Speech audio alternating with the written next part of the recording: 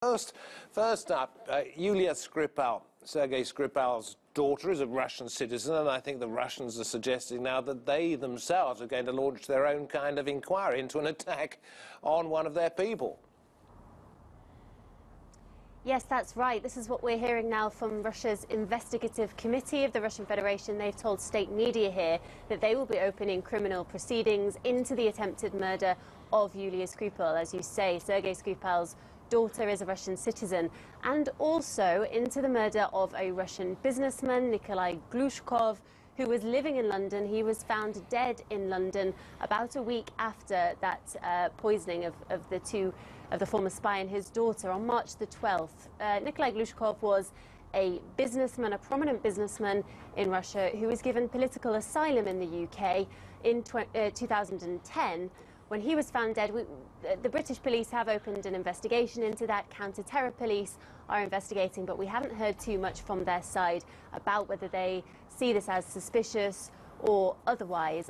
But Russia now saying it will investigate on its own. It says it's ready to work with the British authorities to investigate all of these attacks, but of course whether that will be possible remains to be seen, and how easy that will be, given that this is going on at the same time as this huge war of words between the two sides.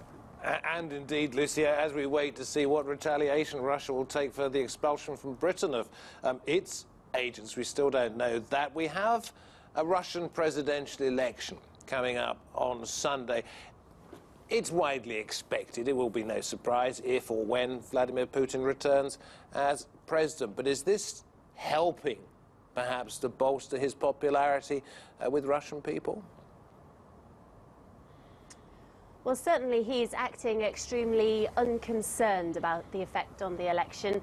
He himself, his pitch to the nation is of being a strong man, being the defender of Russia against what he calls the hostile West. So this does paint into that picture, and I think that might hasten along some of the response that you're talking about. As you say, we're still waiting to hear about retaliatory measures. The Kremlin said today that this would be not in the next few weeks or days, but at any moment they could announce whether they will take retaliatory measures. We also heard from the Foreign Minister Sergei Lavrov at that meeting in Astana that you were just discussing.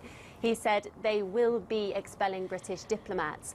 And I think certainly these measures are being hastened along, as I say, and will probably come sooner than they may otherwise have done because of that election on Sunday and because of the pressure on Russia and Russia's government to appear strong in the face of this dispute with several other countries across the world.